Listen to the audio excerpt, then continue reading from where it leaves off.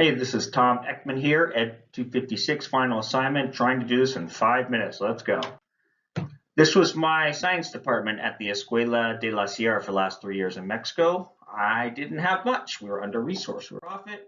I tried to be creative. I had students, for example, making a model of a cell on the beach, but it turned out obvious to me right away that it was better to go online. So before we even had cell phones, we had this janky old and then we used that and I used that to do internet searches for additional material, and I printed stuff out. Then I brought down used smartphones, and I brought them down originally so that we could use them in the field like this. And then very naturally, the students started to use them. This all happened somewhat, totally organically. The students started to use them for research. So here you have students drawing a cell, animal or plant cell. And the point is, there's only one image of this in this textbook.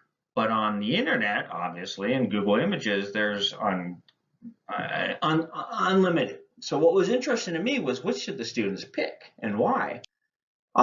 Here I noticed the students they still have the textbook. They didn't necessarily have to throw out the textbook. Here's just a student quietly working.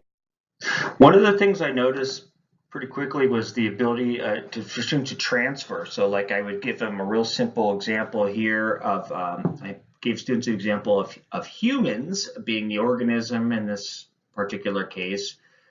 And like I would say, our town is a population and all the things we eat and grow. Here's our community, and the ecosystem includes the earth and sun, whatever.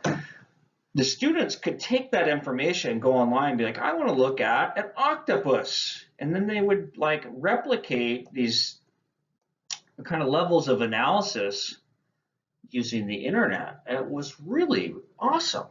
And it was very cool because the students could pick anything they wanted. I didn't tell them what to do as their center organism. They just went with it.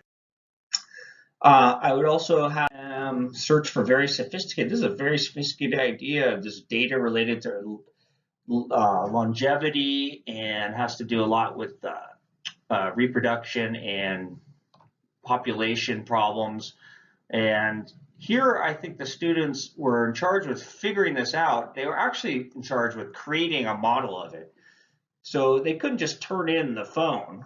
They had to use the phone to get the information to create the model. But the important thing that I'm thinking about a lot is how did they get to this from that assignment on that piece of paper?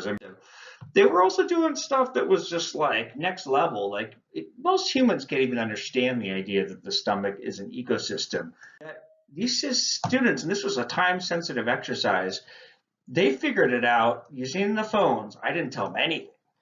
They used the phones and were able to figure out maybe searching for ecosystem gut or something. They figured this out like in a matter of minutes.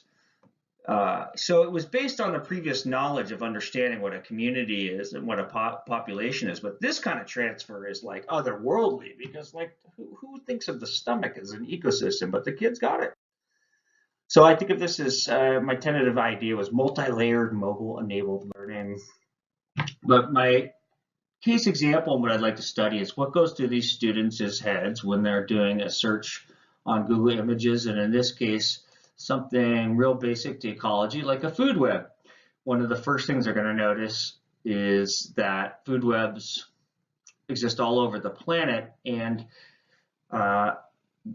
as a model, the food web relationships are basically this. No, they're not basically. They are entirely the same. No matter where you are on the planet, you have your plants and producers, and then the animals eat the plants, and the animals eat the animals, and the apex predator eats the animals, eat the animals, eat the plants. Doesn't matter if you're at the bottom of the ocean or you're on a top, in a jungle. It's all the same stuff. So the students get this sense of what a model is, replicated so many different ways and shown so many different ways that I think, and especially at 7th grade biology level, that the abstract notion of a model becomes a much richer concept. So if they pick something here, and I'm curious to know what they pick and why, this is a really simple example of the ecosystem that we lived in there in the desert. So it's like, this is us. Okay, that's very easy to accept. This is really actually much more complicated because this is an ecosystem in a freshwater pond that we don't even have, and that some of these students may not have ever actually seen. And they may be looking at these arrows, or they may actually be noticing on the bottom these that it shows producer consumers. We had already studied that, so that wasn't new. What was new was the idea of all of these different applications, or how the model applied to all these different circumstances or ecosystems around the world. And there's all these opportunities for interesting discovery. For example, notice in this one, humans. That's the kind of thing that they might glom onto, in my experience, and ask questions about, or just register. So I'm curious about what's going through their heads. What are they thinking as they choose these food webs? And I hope to have a worksheet. So choose the best one, choose the most complicated, simplest, find the one closest to where we live, et cetera, in a hope of getting some idea of their thought processes. So why did you choose this? What is blank, and why did you choose it? Thank you.